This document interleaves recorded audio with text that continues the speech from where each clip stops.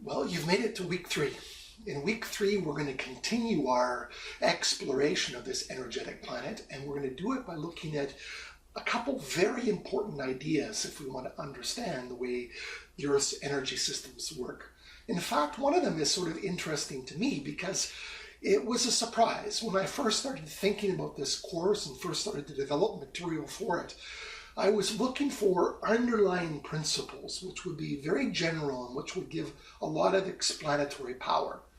And the two that I found surprised me. I didn't expect them. They were different from what I thought they would be. And the first is a concept really that comes from gravity. Gravity is, of course, that force which causes everything to be attracted to everything else.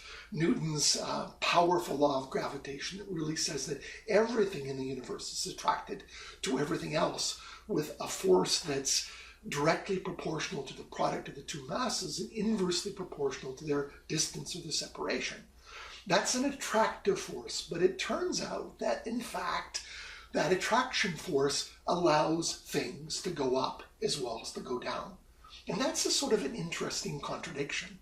We think of gravity as pulling things together, but because gravity pulls things differentially, it means that if we have two different objects or two different densities, as we'll learn, beside each other, that the force of gravity is different on the two different aspects of it. It attracts the one with more mass or with more density to a greater degree than the one with less density or less mass. This creates not only a difference in attraction, but a difference in the resistance to that attraction, which is pressure. The pressure difference then acts through Newton's second law to produce a flow effect, a difference in movement. And the movement generates a downflow and an upflow. And we get a possibility of what we'll see in this week of a convection cell. The idea of a motion in a fluid which is generated by a difference in density plus gravity. And gravity is essential. If we have a difference in density, we only get a process that connects two bodies of diffusion. And diffusion is very slow and very inefficient. It doesn't cause dramatic things to happen. When we get strong differences in pressure, we can sometimes get very dramatic things. We can get the creation of planetary-wide cells and circulation systems. We get the movement of the ocean and the atmosphere. We get the formation of cloud systems and thunderstorms and hurricanes and tornadoes. All of these are coming because of a difference in density through a difference in gravity or through a gravitational effect, producing a difference in pressure, causing motion. To understand this, though, there's a second idea that will animate us this week, and that's this very fascinating difference between a stable system and an unstable system. Stable systems have the basic property that when you induce a change, the system fights back and it tends to resist or tends to reduce that change. So I push one way and the system pushes back. Those are very characteristic of stable systems. And most of the systems that we observe have at least a degree of stability. But sometimes we get systems that gradually become unstable.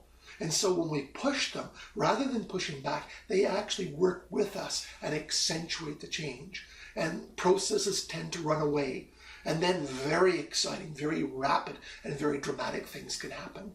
When we light a stick of dynamite and explode it, then that becomes an unstable process. The stick of dynamite itself can be stable for many years. But when we light the fuse and add that extra degree of energy, we get it over a threshold and it can become highly unstable. The atmosphere is a system that's prone to instabilities. It's prone to building up gradually over time a progressive contribution towards this instability, and then it will release it quite suddenly and quite dramatically. On the screen behind me, we have a cumulus system that's beginning to accumulate instabilities. That billowing top is very characteristic of systems that are beginning to run away.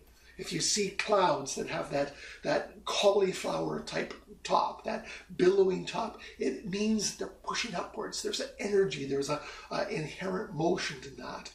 If that gets carried away, if there's enough energy to really prime the system, then that's what leads to really dramatic events and things like thunderstorms and hurricanes and tornadoes.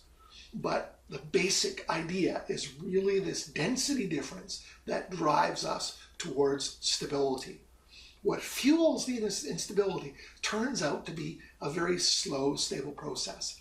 And we're going to see in this next week the really dramatic difference between the process of evaporation, which is almost invariably stable, and the process of condensation, which leads sometimes to dramatic instabilities.